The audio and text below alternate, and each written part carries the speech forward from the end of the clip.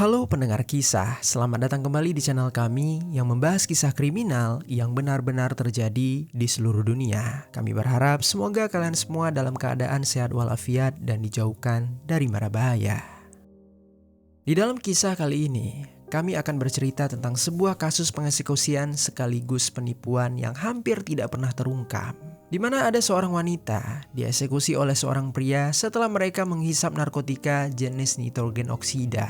Setelah mengeksekusi dengan kejam dan menyimpan jasad sang wanita, selama 10 bulan lamanya si pelaku terus meminta uang kepada keluarga korban hingga uang tersebut mencapai angka miliaran. Dan ketika kejanggalan mulai muncul, akhirnya pihak kepolisian pun berhasil mengungkapkan kasus ini. Leading police to believe it's most likely a 30-year-old Chinese national, Qiong Yan, who had lived in the Hamilton unit. Bagaimana cerita lengkap tentang kasus ini? Jadi beginilah kisah di baliknya. Di kota Brisbane, Australia, hiduplah seorang wanita bernama Qiong Yan yang berusia 29 tahun. Dia merupakan seorang warga negara Cina yang sedang bekerja di Australia. Qiong Yan tinggal di sebuah apartemen yang bernama Newport Halmington Apartemen yang terletak di kota Brisbane. Keluarga Qiong Yan masih tinggal di negara Cina. Meskipun berjauhan, Qiong Yan memiliki hubungan yang sangat baik dengan keluarganya, khususnya dengan sang ibu yang bernama Rong Mei Yan yang sudah berusia 67 tahun. Keduanya selalu berbagi kabar lewat aplikasi WeChat setiap harinya. Mereka menjalin komunikasi dengan baik dan memastikan kalau keluarga mereka tidak sedang kesusahan. Bagi keluarganya, Qiong Yan adalah seorang putri yang baik. Dia sangat menyayangi keluarganya dan selalu berusaha untuk membahagiakan keluarganya. Qiong Yan juga merupakan anak yang pendiam. Karena tak ingin membuat kecewa keluarganya, dia cenderung menyimpan dan menutupi masalahnya sendiri. Kepada keluarganya, dia hanya bercerita tentang hal-hal yang baik saja. Di kota Brisbane tersebut, Qiong Yan tidak tinggal sendirian. Dia tinggal bersama seorang lelaki yang juga merupakan warga negara Cina yang bernama Yang Zhao yang juga seumuran dengannya. Berbeda dengan Qiong Yan yang sudah bekerja, Yang Zhao adalah seorang mahasiswa yang sedang menempuh pendidikan tinggi di Australia. Bagi Qiong Yan sendiri, Yang Zhao ini adalah seorang lelaki dengan kepribadian yang unik. Qiong Yan melihat Zhao sebagai lelaki yang pendiam, namun dia akan banyak berbicara jika dia sudah dekat dengan seseorang. Selain itu, Zhao juga selalu peduli pada Qiong Yan yang selalu berusaha membantu Qiong Yan menghadapi masalahnya. Kepribadian Zhao itu seketika membuat Qiong Yan memutuskan untuk menerimanya tinggal bersama di apartemennya. Mereka membagi dua biaya uang sewa meski seringkali Qiong Yan membayar lebih besar. Qiong Yan tidak pernah keberatan dengan hal itu. Dia merasa itu merupakan hal yang wajar karena dia sudah memiliki penghasilan sedangkan Zhao masih seorang mahasiswa. Qiong Yan merasa senang karena dia bisa membantu Zhao dan sedikit mengurangi bebannya. Dia juga merasa keberadaan Zhao tersebut membuat dirinya tidak merasa kesepian di negeri asing. Selama tinggal bersama, awalnya mereka tidak pernah memiliki masalah. Sayangnya, kenyamanan hidup mereka tiba-tiba saja terusik. Qiong Yan dan Yang Zhao mendapatkan masalah karena berinvestasi di sebuah usaha. Namun, usaha tersebut bangkrut dan investasi mereka pun ternyata gagal. Mereka kehilangan sekitar $1.000 Australia atau sekitar 1 miliar rupiah. Hal ini membuat keduanya kebingungan karena mereka kekurangan uang. Kegagalan investasi itu bukanlah satu-satunya masalah bagi Zhao. Tanpa sepengetahuan dari Qiong Yan, Zhao ternyata sering berjudi dan itu membuatnya terlilit banyak hutang. Zhao menyembunyikan hal tersebut dari Qiong Yan. Dia tak mau Qiong Yan mengetahui sisi gelapnya. Dia cukup bergantung pada Qiong Yan, khususnya dalam hal finansial. Maka dari itu, dia harus tetap terlihat sebagai laki-laki yang baik di mata Qiong Yan. Masalah ini akhirnya membuat Zhao dan Qiong Yan merasa sedih dan gundah. Keduanya menjadi lebih pendiam dan tidak banyak tersenyum. Energi mereka seakan dihisap habis oleh masalah mereka sehingga keduanya menjadi tidak bersemangat untuk menjalani kehidupan. Dalam keadaan gundah itu, Zhao mulai memperkenalkan Qiong Yan pada sebuah zat adiktif yang bernama nitrogen oksida atau yang biasa dikenal dengan nama gas tertawa. Hingga pada suatu hari, Zhao pulang dengan membawa gas tersebut. Dia membukanya di rumah dan mereka akhirnya menghirup gas tersebut secara bersamaan. Setelah memakai gas tersebut, keduanya langsung merasa lebih rileks dan juga nyaman. Karena perasaan nyaman itu, Kyungyan pun jadi lebih sering meminta kepada Zhao untuk membawa gas tertawa tersebut ke apartemen mereka. Kemudian pada bulan September tahun 2020, sekitar pukul 9 malam, Zhao dan Kyungyan kembali menikmati gas tertawa di rumah mereka. Pada saat itu, selain menghirup gas, mereka juga meminum minuman beralkohol. Hal ini seketika membuat keduanya mabuk. Kyungyan tertidur di atas lantai, sedangkan Zhao tertidur di atas sofa.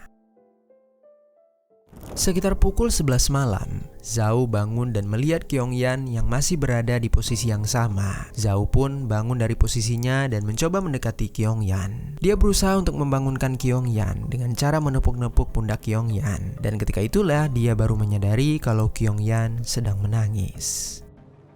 Kyungyan menangis sambil menggumam bahwa dia merasa lelah dengan masalah hidupnya.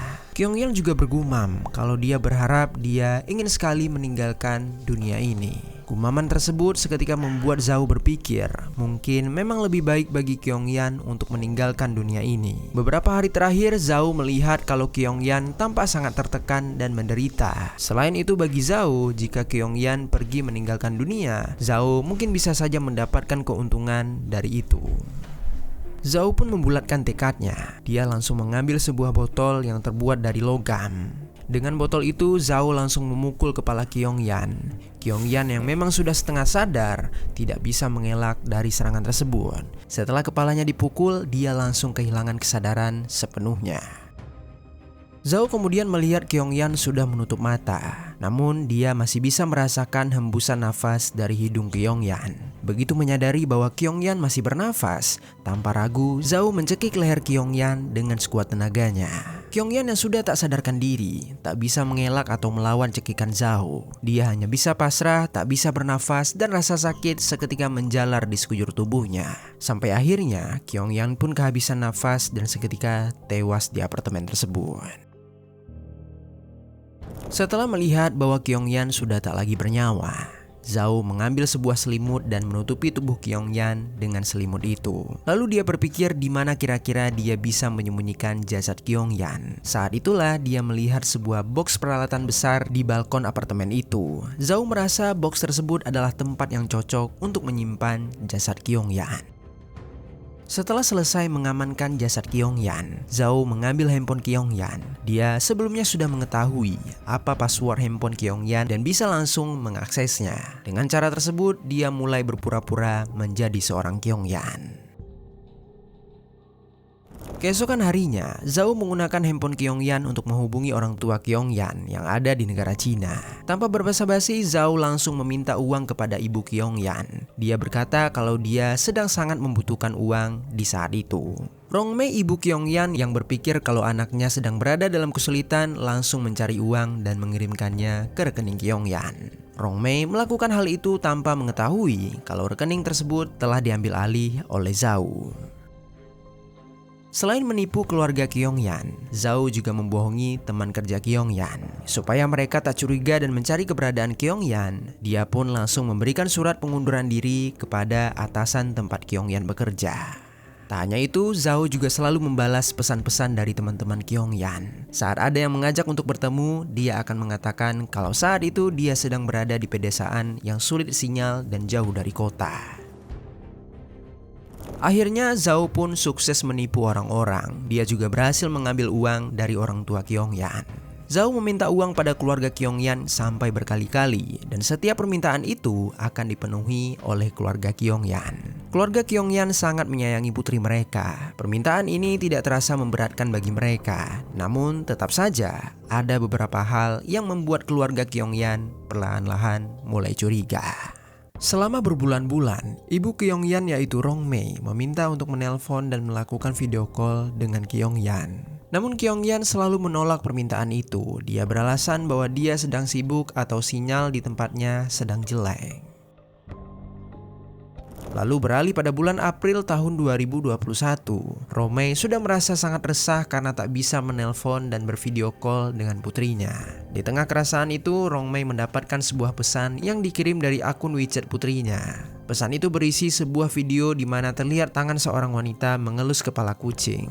Wanita dalam video itu juga mengatakan kalimat "Aku baik-baik saja. Aku memiliki kucingku yang akan menjagaku di sini."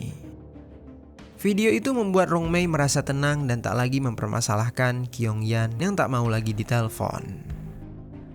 Ketika itu Romei tidak menyadari kalau video tersebut dibuat dan dipalsukan oleh Zhao. Dengan cara itu Zhao berhasil menyembunyikan kenyataan kalau Kyungyan sudah meninggal. Selama sekitar 10 bulan, Zhao hidup di apartemen Kyungyan dengan menggunakan uang yang dikirimkan oleh orang tua Kyungyan. Tetapi kebohongan tak bisa bertahan selamanya. Salah satu teman Kyungyan yang juga merupakan warga negara Cina, dia juga tinggal di Australia. Dia bernama Lusu. Lusu dan Kyungyan adalah teman sekolah. Di Australia mereka tinggal berjauhan, namun mereka selalu merayakan ulang tahun, Natal, dan Tahun Baru Cina bersama. Jika tak bisa bertemu, mereka selalu memastikan untuk mengirimkan pesan selamat kepada satu sama lain. Tetapi sejak saat itu, Lusu sama sekali tidak mendapatkan kabar dari Kyungyan saat hari ulang tahunnya, saat hari Natal, ataupun Tahun Baru Cina. Kejanggalan tersebut seketika membuat Lusu langsung menghubungi Kyungyan. Namun Kyungyan tak menerima telepon dan hanya membalas pesan teksnya. Di dalam pesan teks tersebut, Kyungyan mengatakan kalau dia baik-baik saja. Dia juga menyampaikan kalau dia sedang berada di pedesaan sehingga tidak bisa menerima telepon karena sinyalnya yang buruk. Jawaban ini tidak membuat Lusu puas. Dia pun langsung menghubungi keluarga Kyungyan yang ada di negara Cina. Saat dia bertanya bagaimana keadaan Kyungyan pada ibunya, Romei langsung bercerita kalau sudah berbulan-bulan dia tidak bisa menelpon atau video call bersama putrinya. Cerita Romei ini seketika membuat Lusu berpikir kalau ada sesuatu hal yang janggal sedang terjadi. Lusu yang yakin dengan intuisinya langsung membuat laporan orang hilang ke kepolisian Brisbane. Dia melaporkan kalau Kyungyan telah menghilang selama berbulan-bulan dan meminta polisi untuk mencarinya. Polisi Brisbane langsung menanggapi laporan ini. Mereka langsung melacak jejak keberadaan Kyungyan. Mereka menemukan alamat tempat tinggal Kyungyan dan mengirimkan personil untuk melihat keadaannya.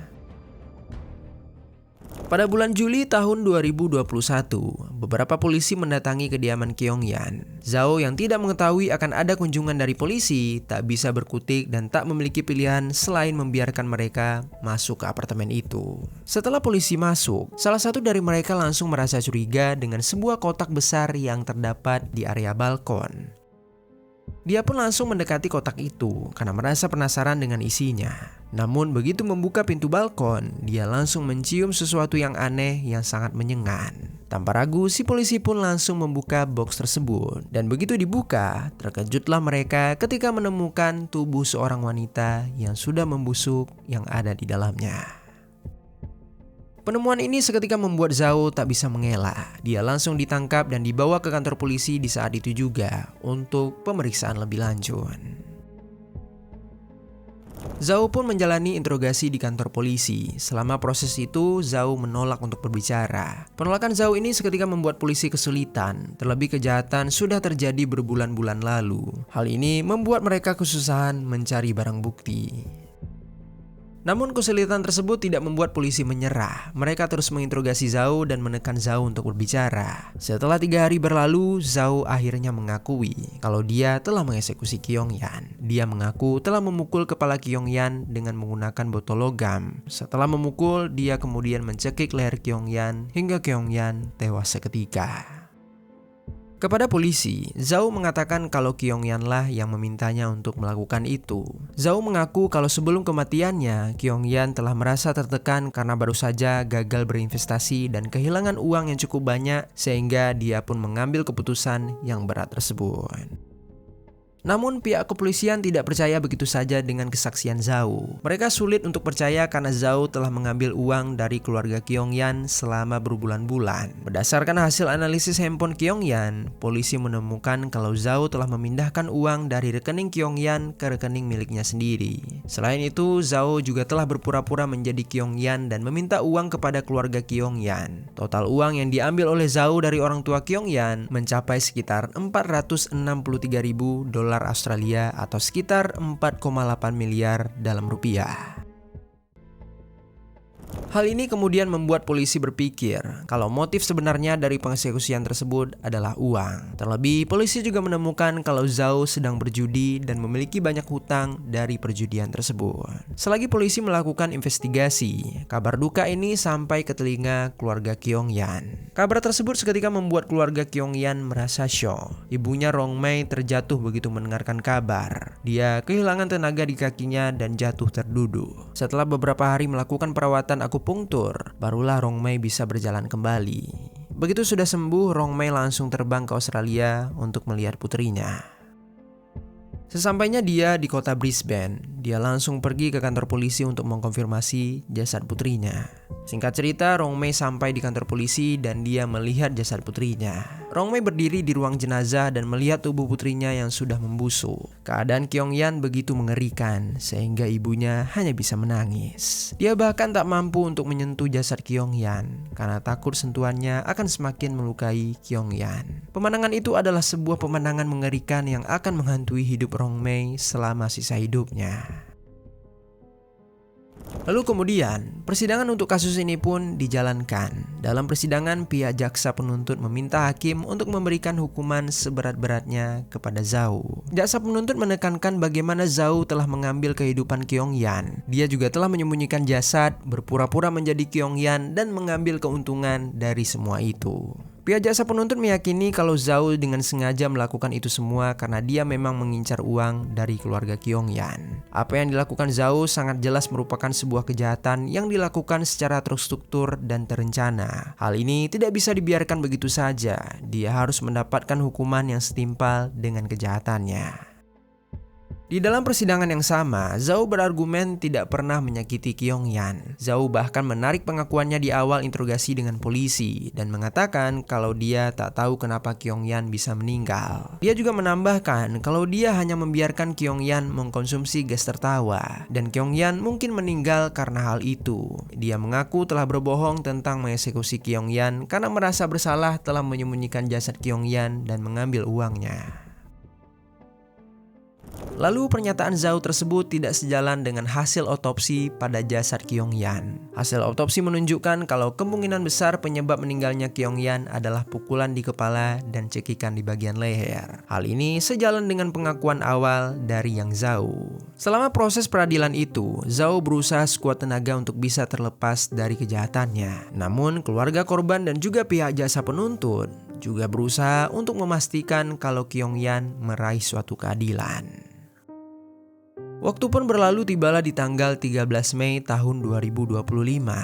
Pengadilan tinggi menetapkan hukuman untuk Zhao. Pengadilan memberikan putusan kalau Zhao bersalah atas pengeksekusian Kyong-yan dan memberikan hukuman penjara seumur hidup untuknya. Zhao telah melakukan kejahatan secara berlipat. Tak hanya mengambil kehidupan Kyong-yan, dia juga berpura-pura menjadi Kyong-yan dan mengambil keuntungan pribadi dari itu.